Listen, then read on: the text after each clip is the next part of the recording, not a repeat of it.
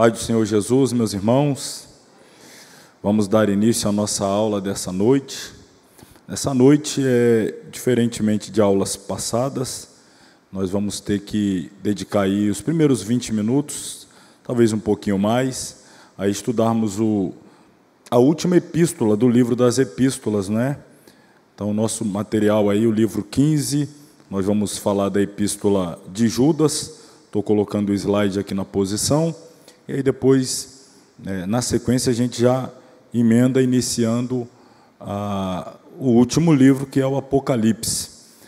Quero convidar os irmãos a se colocar sobre os pés, então nós vamos orar. Estou colocando aqui os slides na posição, até chegarmos aqui em Judas, mas vamos orar e já nos preparar para dar o início à aula. Repito, encerra as epístolas e, sequencialmente, dá início ao último livro, o Apocalipse. Querido Deus, eterno Pai, nós te damos graças na noite deste dia, mais uma vez, pelo privilégio que temos, a satisfação de estar reunido na Tua casa, em Tua presença, para mais uma vez estudar a Tua palavra, encerrando, ó Pai, nesses primeiros minutos, o livro das epístolas e já dando início também ao nosso último livro, o Apocalipse. Te agradeço pela vida de cada aluno, aqueles que, ao longo da trajetória, apesar das dificuldades, não desanimar e chegar até aqui. Que a bênção do Senhor seja com todos, os que aqui presencialmente estão, os que à distância nos acompanham, que tenhamos uma aula frutífera, edificante, abençoada, para a glória do Teu nome, assim a Te oramos em nome de Jesus. Amém. Vamos lá então, irmãos. Já pega o seu material aí, já estou aqui de posse. Não sei se você se lembrou de trazer, não é? Também o material das epístolas, a página 55, a última das epístolas. Deixa eu avançar mais um pouco aqui, epístola a Judas. Deixa eu ver o slide que é. Bom, enquanto vai avançando aqui, deixa eu olhando no material, autoria, autor. O autor se identifica como Judas, irmão de Tiago. Provavelmente o Tiago, que era irmão do Senhor e líder da igreja de Jerusalém. Segue aí as referências. Em Marcos, capítulo 6, versículo 3, menciona Judas como um irmão do Senhor. Já faço aqui uma primeira consideração, que tal qual Tiago, estou passando aqui os slides, inclusive, da epístola de Tiago, tal qual Tiago, Judas também era meio-irmão de Jesus. E ambos, demonstrando uma grande humildade, quando se apresentam nas epístolas por eles escritas, não fazem menção do fato de serem meio-irmãos de Jesus. Isso poderia ser, como a gente costuma ver hoje em dia, alguns fazem isso como a gente chamaria, no popular, da carteirada, Poderia chegar dando carteirada, eu sou meio-irmão de Jesus, demonstrando desta forma uma certa vaidade ou orgulho, ainda que no bom sentido, é claro. Eu imagino que eles tivessem orgulho, no melhor sentido da palavra, de terem sido meio-irmãos de Jesus. Mas eu me refiro aqui ao fato de que eles não usam esta realidade como uma pretensão para se vangloriar, mas eles preferem se apresentar como servos, não meio-irmãos de Jesus, mas sim como servos de Jesus. Então já é uma consideração inicial que eu faço aqui, digna de nota, porque revela a humildade, tanto lá de Tiago, repito, quanto aqui agora de Judas. A pergunta que eu faço aí é a seguinte: por que foi escrita? Qual a razão da escrita dessa epístola? Para adverti-los contra os apóstatas dentro da igreja, aqueles que, embora tendo negado a fé, ficaram ainda como membros da igreja. Provavelmente foi escrita ali entre os anos 70 e 80. Cheguei aqui à epístola de Judas, nos slides. Citei aqui a autoria, a gente já leu, e o objetivo da escrita, estou falando aqui sobre elas, né? O objetivo: advertir os cristãos genuinamente fiéis do primeiro século contra os apóstatas dentro da igreja. Aqueles que, embora tendo negado a fé, ficaram como membros da igreja, atrapalhando o desenvolvimento espiritual dos demais. Então, um perigo: não saíram da igreja, não se desvincularam da membresia da igreja, mas, apesar de terem abraçado a apostasia como estilo de vida, ou seja, negavam a fé e introduziam heresias diversas, mas eles não saíram da membresia da igreja, estavam ali atrapalhando a saúde espiritual dos irmãos. E tanto Pedro, na sua segunda epístola, quanto agora Judas, escrevem exatamente para advertir a igreja a que tomem cuidado com esses hereges que estão infiltrados no meio da igreja. Logo, nós temos aqui que o tema da epístola, acabei de citar, tem essa semelhança, segunda epístola de Pedro e Judas. Ambas tratam da apostasia na igreja e descrevem os líderes desta apostasia. Ambos têm em mente a mesma classe de desviados: homem de moral relaxada e de excessos vergonhosos, atitudes concupiscentes, imorais, vergonhosas. Então, vamos estudar a epístola, capítulo único também, pouco mais de 20 versículos, e os primeiros, tão logo temos a apresentação de Judas. No versículo 3, que aqui está projetado, Judas, ele faz a seguinte declaração, que é importante para nos ajudar a compreender exatamente a razão da escrita da epístola, que é a luta, o combate, a batalha pela fé. Essa expressão batalhar pela fé, nós usamos a expressão que é fazer apologia, ou ser um apologeta, que é a defesa da fé. E Judas diz assim: amados, procurando eu escrever-vos com toda a diligência acerca da comum salvação. Olha o que ele está dizendo. Eu, Judas, procurei, era o meu desejo, era a minha intenção, escrever uma epístola soteriológica, falar sobre a salvação. Mas aconteceu um fato que mudou os planos de Judas. Ele teve por necessidade. A necessidade falou mais alto do que a vontade. Ele queria escrever sobre salvação, mas ele se viu obrigado pela necessidade de escrever sobre outra coisa. E sobre o que é que ele vai, então, escrever, dada a necessidade? Escrever e exortar a batalhar pela fé que uma vez foi dada aos santos. Então, ele vai escrever uma epístola apologética, que é, como já disse, voltada para fazer a defesa da fé contra os hereges, porque ele viu que a situação estava delicada e precisava levantar homens bem firmados na palavra para se defenderem e conseguirem erradicar esse mal que estava crescendo na igreja. Nós falamos semana passada, segunda de Pedro, as epístolas de João, principalmente a primeira, e agora, encerrando aqui falando de Judas, mais uma vez essa questão do perigo das heresias rondando os arraiais dos santos.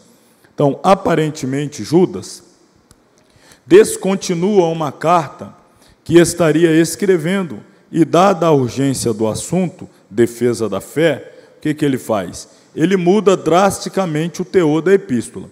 Era questão emergencial, advertir os cristãos sobre os assuntos ou os astutos e falsos mestres que se infiltraram na igreja.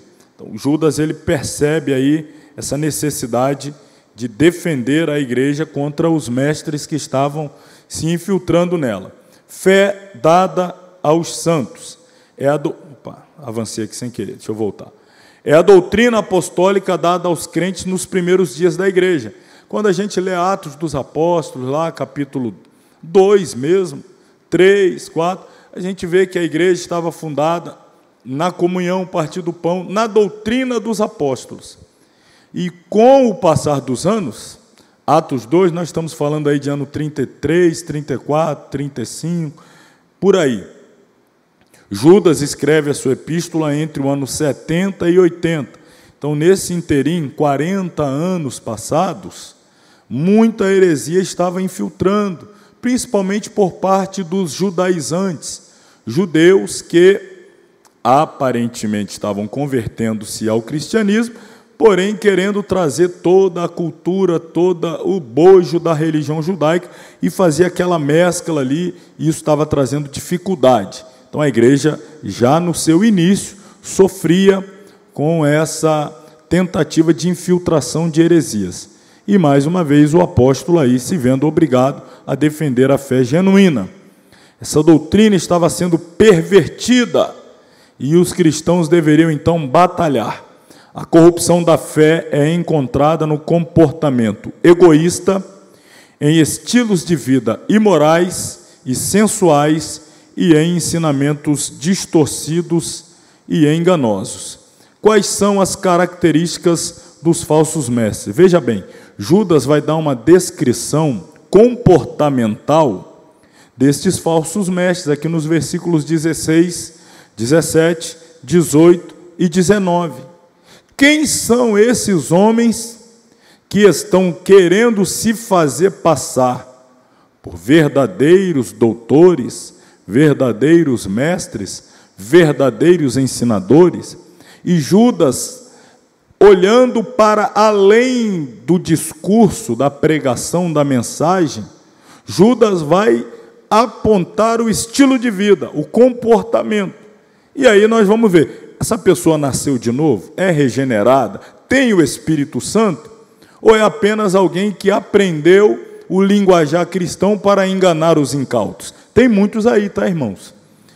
Que aprendeu o linguajar, está ali no meio, na convivência, aprende a manipular, usa técnicas neurolinguísticas, mas a vida dele, estes são murmuradores, queixosos de sua sorte, andando segundo as suas concupiscências. Eles seguem o desejo da carne, cuja boca diz coisas muito arrogantes. Olha aí, são arrogantes, presunçosos, são orgulhosos, vaidosos, admirando as pessoas, mas eles só por causa do interesse, elogia um, elogia outro, que tem alguma coisa para dar a ele. Então, eles são seletivos quanto a quem elogiar, sempre visando retorno. Escarnecedores, que andariam segundo as suas ímpias concupiscências, estes são os que causam divisões, eles não unem, eles separam, eles não trabalham para a unidade da igreja, mas estão sempre dividindo, abrem as suas próprias igrejas, arrastam o povo aí, dizendo que tem uma nova visão, uma nova revelação, e aí a multidão vai atrás das suas falácias de revelações, profecias, mas sem nenhum costume, sem nenhuma doutrina, sem nenhuma conduta própria do verdadeiro salvo. Sensuais. E aí, para resumir, Judas diz, que não tem o Espírito. Não tem o Espírito. Então, em resumo, homens ímpios, mundanos, convertem em dissolução a graça de Deus, ou seja, são carnais, negam o único e soberano Senhor Jesus Cristo, são céticos, rejeitam o governo da igreja e difamam autoridades superiores, são indisciplinados. Por que a maioria abre a sua igreja? Não são sujeitos à disciplina, não são sujeitos a estar debaixo de uma organização, querem ser sempre os que têm a última palavra. Aduladores dos outros, porém, com desejos por trás, são lisonjeiros, interesseiros. Finalmente, sensuais, que não têm o Espírito, ou seja, imorais. Relação entre os santos e os apóstatas. qual deve ser o relacionamento entre os santos e estes apóstatas. Olha o que nos diz Judas. Sempre houve aqueles que tentavam desviar o povo de Deus de seu principal objetivo. Contudo, Deus sabe como lidar com rebeldes, mas os fiéis são advertidos a não se envolver com tais pessoas. Os perversos apelam aos desejos dos olhos, desejos da carne e ao orgulho desordenado. Eles fingem amar a Deus, parecem fazer boas obras, mas se for feito um exame minucioso, eles são tão infrutíferos como a figueira que Jesus amaldiçoou. Os espirituais sabem identificar estes cujo objetivo não é servir a Deus. Encerrando a epístola de Judas, ele nos orienta que é necessário um coração extremamente espiritual para saber alcançar alguém que esteja profundamente envolvido com o mal sem se contaminar. Então, Judas, ele se preocupa em que a pessoa que não tem uma fé muito robusta, a que não tenha muita proximidade com esses homens, porque pode acabar sendo presa fácil deles. Então, evite-os. Como havia já dito João na semana passada, nós vimos, segunda, terceira epístola de João, dizia que até evitar saudá-los nas ruas, não receber na sua casa. E aqui Judas está dizendo, evita-os, porque às vezes a gente está querendo ganhá-los, mas se não estiver bem firmado mesmo, podemos estar correndo um risco desnecessário, ou podemos estar colocando em risco até a nossa firmeza espiritual. Então, odiando o pecado, mas ainda amando o pecador. Todavia, às vezes, esse amor que nós temos para com o pecador, se é um apóstata, que infelizmente escolheu o caminho de virar as costas para a cruz, a gente não deveria andar junto deles. No máximo, demonstrar o amor de Jesus derramado em nossos corações, orando pelos tais. Conclusão, exortação final. Olha o que Judas diz aqui, os 3 versículos finais. Olha o que ele diz. Mas vós, amados, edificando-vos a vós mesmos sobre a vossa santíssima fé, orando no Espírito, conservai a vós mesmos na caridade, ou seja, no amor de Deus, esperando a misericórdia de nosso Senhor Jesus Cristo para a vida eterna. E apiedai-vos de alguns que estão duvidosos, e salvai alguns, arrebatando-os do fogo. Tende deles misericórdia com temor, aborrecendo até a roupa manchada da carne. Então Judas, ele faz ele nos orienta a esse equilíbrio, ter misericórdia, mas cuidado com muita proximidade. Tente arrebatá-los, arrancá-los lá das trevas, do fogo, do inferno. Mas tome cuidado para nessa tentativa de arrebatá-los não acabar sendo arrastado para o mesmo caminho que eles estão trilhando. Então, Judas tem essa preocupação em relação aos apóstatas e a conduta dos fiéis no relacionamento com eles. Essa epístola, basicamente, foi escrita com esta finalidade. Então, a gente encerra aqui. Hoje em dia, os pregadores de padrões não bíblicos, que podem até alegar ter o Espírito, ameaçam o compromisso divino dos cristãos. Entretanto, o poder de Deus é capaz de nos impedir de cair. Mas nossa responsabilidade é nos edificar na verdade através de uma vida devocional regular. Enchamo-nos, portanto, da salutar palavra de Deus, e assim não sobrará espaço em nós para as heresias. Amém?